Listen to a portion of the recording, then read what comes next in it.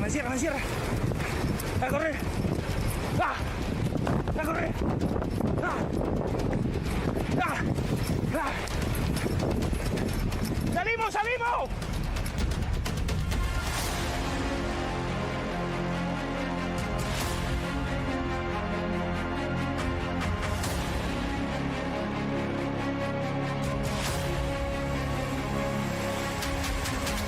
Esta persona que está detenida en este momento, que está internada en el hospital, que no reconoce al Estado argentino como tal, esta persona era empleada del municipio de Esquel.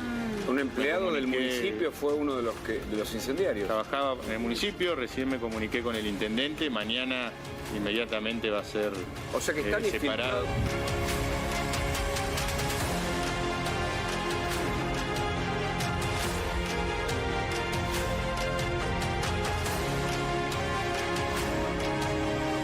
Nosotros reivindicamos los sabotajes del SOR, particularmente como miembro de una organización político-militar.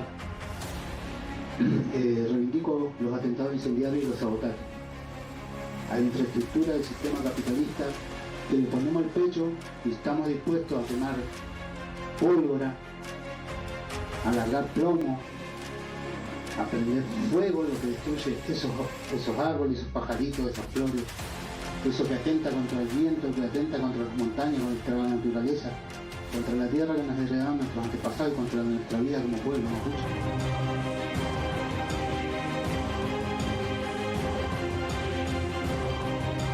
Ellos están trabajando desde hora cero que se inicia este fuego, ya vienen trabajando de lo que es el incendio del Manzano. La realidad es que estamos colocando todo lo de parte nuestra y tratando de hacer lo mejor posible la tarea.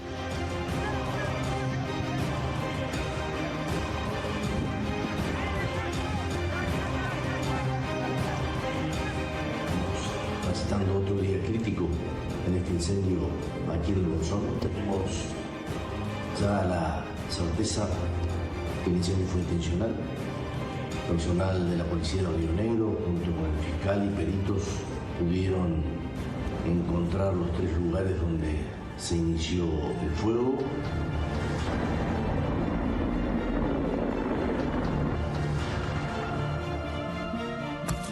Acá encontramos dos futuros. Está todo muy armadito.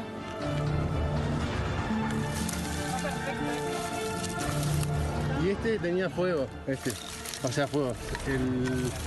Este está quemado. ¿Ves? Mirá cómo lo intentó prender.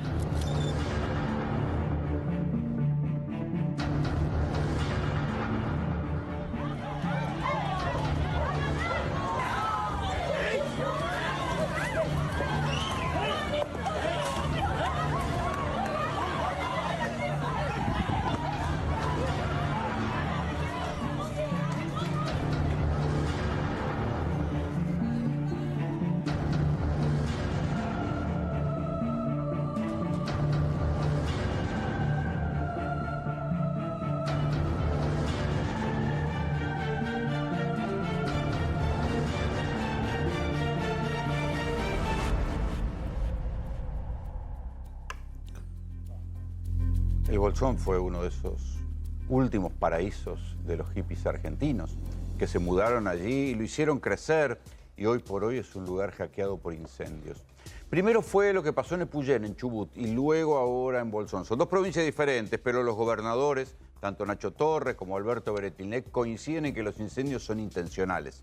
Pero también hay que decir que hasta ahora la justicia, toda la gente que detuvo, porque la acusaba la policía, lo tuvieron que soltar. Hace, ¿cuánto? Escasas horas acaban de soltar a los últimos 6 detenidos. Algunos de ellos eran empleados municipales, eran incluso brigadistas que estaban trabajando en cortafuegos y los terminaron acusando a ellos de ser responsables de los incendios. La justicia no está avanzando en la autoría. Hay que decir que en este contexto que aparezca Facundo Jones Guala, que zafó de la justicia en Chile, que zafó de la justicia en Argentina, que está suelto, haciendo declaraciones como que reivindica los incendios, no colabora. Sergio Federovisky fue viceministro de Medio Ambiente, es biólogo, y le pedí que me ayude a entender un poco qué pasa con los incendios. ¿Es inevitable? ¿Es como un fenómeno meteorológico? ¿Se puede hacer algo? Vamos a las estadísticas primero, Rolo. El 95% de los incendios en el mundo, los incendios forestales, estoy hablando, son intencionales. Entendiendo por intencional que es la mano del hombre la que los provoca. No ¿Casualidad o...? Dentro de ese 95%, aproximadamente 6 de cada 10 son por negligencia, por desidia, por imbecilidad, por estupidez, por lo que 6 de cada... 6 de cada 10. Y los 4 restantes son intencionales, es decir, alguien que va a buscar a cometer un delito. Hacer daño, especulación inmobiliaria... O incluso... piromaníaco. Exactamente. Tomando esa estadística y aceptando este dato que es universal, insisto, en lugares tan dramáticos como en Estados Unidos, lo vimos en Los Ángeles, Australia, España, Grecia, etcétera, etcétera. Lo que hay que pensar es si estamos frente a un hecho delictivo cuando se lo piensa desde el Estado o estamos frente a un hecho ambiental que tiene dentro de ese proceso un elemento que puede ser delictivo. Si solo estamos pensando en perseguir a aquel que va a prender fuego, nos estamos olvidando de todo aquello que permite que el fuego se propague, que permite que el fuego se produzca, que permite que haya hoy en el mundo 100 veces más incendios forestales que lo que había hace 20 años. Y casi 1000 veces más incendios forestales que lo que había hace 50 años. ¿Qué es lo que pasó en el medio? ¿Tanto aumentaron? Es atroz la cantidad de incendios forestales que hoy hay en el mundo, simplemente mirando los diarios y mirando las webs. Sí, bueno, acabamos de ver lo que pasó en los Andes, se le quemaron la casa a los famosos. Antes de la pandemia, Australia ardió durante 90 días seguidos, sin solución de continuidad. Estamos hablando de Australia, no estamos hablando de un país pobre o que no tenga los medios como para enfrentar esto. Frente a una situación de estas características, el gobierno acaba de tomar una decisión en la dirección delictiva del asunto. Traspasó el Sistema Nacional de Manejo del Fuego al ámbito del Ministerio de Seguridad. Por lo tanto, es dable pensar que la estrategia, la aproximación, la táctica con la cual se va a enfrentar el problema va a ser simplemente buscar a quien prendió fuego. Claro. Y no pensar en un proceso que incluye la prevención, el alerta temprana. El gobierno desmanteló todos los sistemas de alerta que había instalados en los últimos años, no solamente en el último gobierno, ¿Ustedes no habían instalado unas cámaras de detección de alerta? Cámaras en altura para detectar un fueguito. Faros de conservación se los denominó. ¿Cómo? Faros de conservación se los denominó, eran grandes torres con cámaras que eran sensibles al humo y al calor y permitían... ¿Qué pasó? Perdón. Fueron desmanteladas. ¿Eso era muy caro? No, para nada, no es una inversión. ¿Cuál es el sentido de desmantelarlo? No solamente se desmanteló, sino que había 3 licitaciones en marcha que habíamos dejado... Contá cómo era el sistema, porque alguna vez me lo contaste. Eran torres que estaban ubicadas en lugares estratégicos que tenían una capacidad de observación de aproximadamente 30 kilómetros de diámetro y contenían en su extremo... Habían sido instaladas principalmente en el Delta originalmente, pero había licitaciones en marcha para Corrientes, Misiones y toda la Patagonia.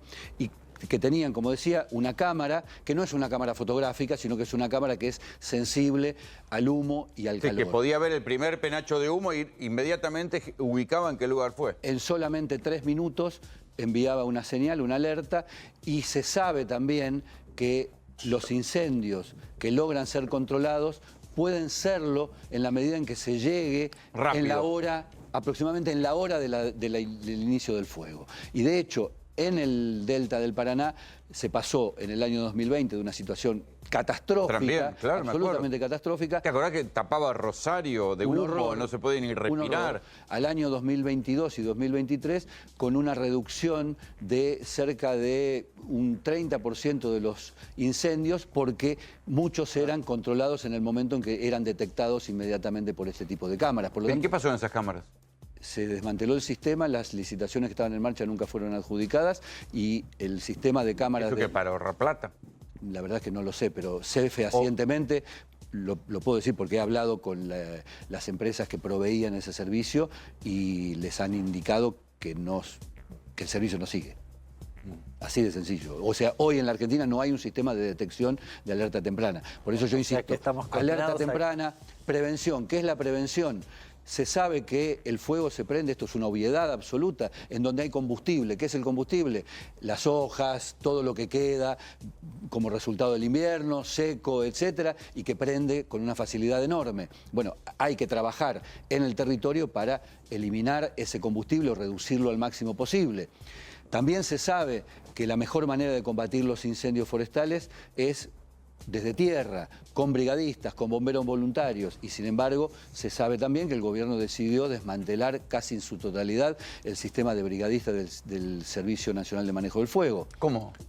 Pero el Plan Nacional de Manejo del Fuego no tenía ahora, no se financiaba con una tasa que se cobra en la póliza de seguros. Sí, eso sigue vigente. Sí. O sea, ¿se la siguen cobrando? Sí, pero según la información que yo tengo y que Hernán puede corroborar fácilmente, imagino, ese dinero que iba a un fondo fiduciario en el Banco Vice con el destino excluyente de ser utilizado para el Sistema Nacional de Manejo del Fuego a través de la recaudación de una póliza del 3 por 1000 de cada una de las pólizas de seguro, entiendo yo que es hoy absorbido automáticamente por el Ministerio de Economía y destinado a otros usos. ¿Sabés o sea que es lo mismo que las rutas? Eso te iba a decir. Lo mismo, la misma cuestión.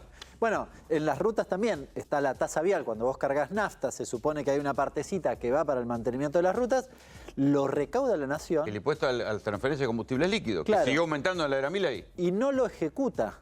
O sea, termina en rentas generales y no termina... Pero va en contra de los principios del propio Milei, porque no, podrían reducir el impuesto. Claro que no solamente va en contra de los principios, sino que además no es legal. No es legal. No es legal, porque la ley lo que dice es que ese dinero... Sí, los fiscales duermen. Ese dinero tiene solo esa finalidad. Claro, no puede ser enviado a rentas generales. Vos me querés decir que la plata que se paga, ese 3 por 1000 de las pólizas de seguro, destinada a la prevención y al Plan Nacional de Manejo del Fuego, va a rentas generales. Y es soltada con cuentagotas cuando es necesario, cuando hay una situación de emergencia, como acaba de ocurrir en el Bolsón. Es así, y no puede ir... lo que decía Sergio es así, no puede ir a rentas generales, porque hay una ley que dice que tiene, se llama afectación específica. Exacto. Lo que yo recaudo va como una especie de caja particular que solo se destina a eso. Sergio agregaba además, al inicio de este año, el Ministerio de Ambiente dejó cesantes, si no me equivoco, a 400 brigadistas. La Subsecretaría de Ambiente es hoy. Exacto, y 600 profesionales y administrativos, o sea, se cargaron a 1000 personas que bien podrían, al menos los 400 brigadistas podrían estar ahí. No, los brigadistas, por eso dije que una de las cosas centrales a la hora de combatir un incendio es tener personal en tierra, que es el que apaga el incendio. El incendio no se apaga con... ¿Y cuántos brigadistas se echaron? 500, esa es la cifra. 500 brigadistas. Esa es la cifra oficial. Sergio... Bueno, hoy cuando escuché, decían que había... creo que había 38 personas apagando los incendios en Bogotá. A mí me pareció poco. Y que estaban llamando de otras ciudades, pero me parecía poco. Yo hoy hablé con una persona que está trabajando en el Bolsón, que pertenece a una de las empresas proveedoras de los sistemas de medios aéreos que combaten los incendios, y me decía que hay una correcta dotación de medios aéreos en este momento, evidentemente producto de la emergencia. Hay helicópteros, hay aviones, pero prácticamente no hay personal de tierra. ¿Qué haces en estas circunstancias? ¿Tratás de que el fuego no se propague? Digamos, una vez que ya tenés buena parte incendiada. Esta misma persona me dijo hoy que buena parte de los focos del Bolsón podrían haber sido controlados rápidamente si hubiese habido brigadistas que, trasladados inmediatamente y puestos en el lugar... O sea, de proximidad. Sí, y controlaran rápidamente la propagación. Una vez desatado un incendio de estas características y propagado, contenerlo es técnicamente imposible. Y esto no lo digo desde la argentinidad, más allá de que tengamos o no los recursos. No es posible controlar un fuego desatado en Los Ángeles, en Galicia o en Portugal, y tampoco en la Argentina. Sergio, el Gobierno Nacional dice que el cambio climático no existe. Teniendo en cuenta la cantidad, el porcentaje, vos decías el 95% son intencionales. ¿Cuál es, digamos, el efecto del cambio climático en este asunto? Directo. Es absolutamente directo. La cantidad de incendios forestales, vos te alarmaste antes, Rolo, cuando yo dije que prácticamente son 1000 veces más los focos que se producen hoy que 50 años atrás. Está absolutamente relacionado con el cambio climático, por varios motivos. Primero, por las olas de calor, que son mucho más intensas y más frecuentes que lo que eran. Segundo, porque a medida que avanzan las olas de calor, la vegetación va padeciendo mucho más estrés hídrico. Por lo tanto, las posibilidades de que esa vegetación se incendie y prenda fuego y se propague ese fuego son mucho mayores que antaño. No es que ahora el fuego es... Ahora, y si esto que es de sentido común desde hace tantos años, ¿por qué se instaló como una agenda alternativa en varios países del mundo? Porque digo, Trump en Europa, acá, hay gente que discute el cambio climático.